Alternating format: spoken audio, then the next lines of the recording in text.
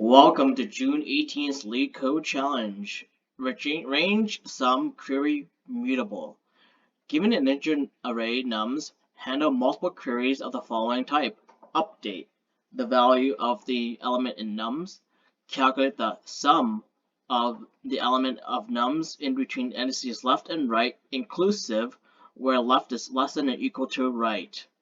Implement the numArray class, where numArray initializes the object of the integer array nums. We have a function called update, which updates the value of nums at the index to be val. We have a function called sumRange, which returns the sum of the elements of nums between indices left and right inclusive. All right. This is a standard developing your class here. So there's probably various ways of approaching this. I've seen solutions for square decomposition, which makes the runtime, the time complexity a little bit lower. I've seen solutions for segmented tree or binary tree as well.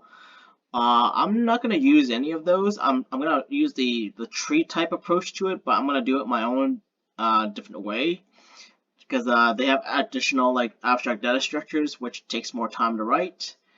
And I'm all about elegancy and saving time. So let's start off with our init function. So we'll initialize self.nums here to be equal to nums. That's a given. We have let's store our total number of sums in total equals the sum of the nums. And that's going to be our init function for now. I'll keep it nice and simple. So I'll go to update in a bit, but let's do return first. So we want to, actually no, let's do the update now, because it's we'll basically update the value of num index to be val, right? We want to do that. We want to do it in a creative and interesting way in order to save time. So let's say if self.nums at index is equal to val, then we're done. Return. If self.total, however, is if that's not true, that's the case, then we want to do is increment val minus our self.nums at the index, right? And then we also want to, once we have that incremented by this difference, we want to do next is self.nums is equal, it's at the index is assigned to val as stated in the description. All right. So if the num of the index of the num at the index is equal to val, return, because we're done. If not, then what we're going to do is we're going to increment self.total with vals, the difference between val minus the num at the index. Then we're going to assign vals to be nums at the index as what the function describes up here, right? And lastly, we want to, for sum range, we want to return the sum of the nums between the difference between left and right inclusive. So we're going to do that. Let's do return. Let's do all in one statement here, self.total.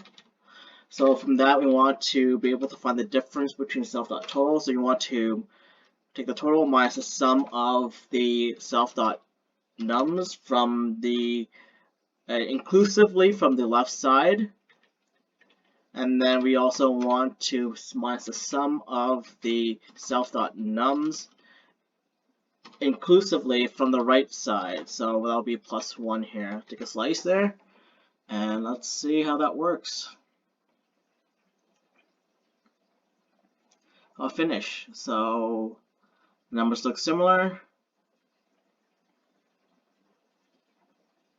Alright, accepted.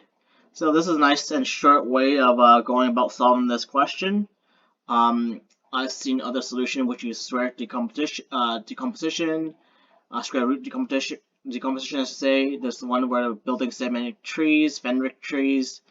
Those are a little bit more complicated and require a lot more, I guess, typing and stuff. I just went the most simplest approach and kind of find my init function as simple as I can, just to keep track of the total sum. The return function is self-explanatory from the return the elements of the indices left and right, so that's self-explanatory. And then the little trick here is basically to update the total. Otherwise, it's pretty understandable. I would say this is kind of very similar to like a naive approach, but somewhat optimized a bit because we're not doing exactly as we're not assigning the nums at the next eval right away. We're actually trying to cycle through it and update our total as we move along. Well then, in terms of time complexity, space complexity, I would say it's I actually don't really know in particular. I think it's to be honest, it's O of log n time and with constant memory space, space complexity. So because it is pretty quick. But yeah, that's it. Have yourself a nice day.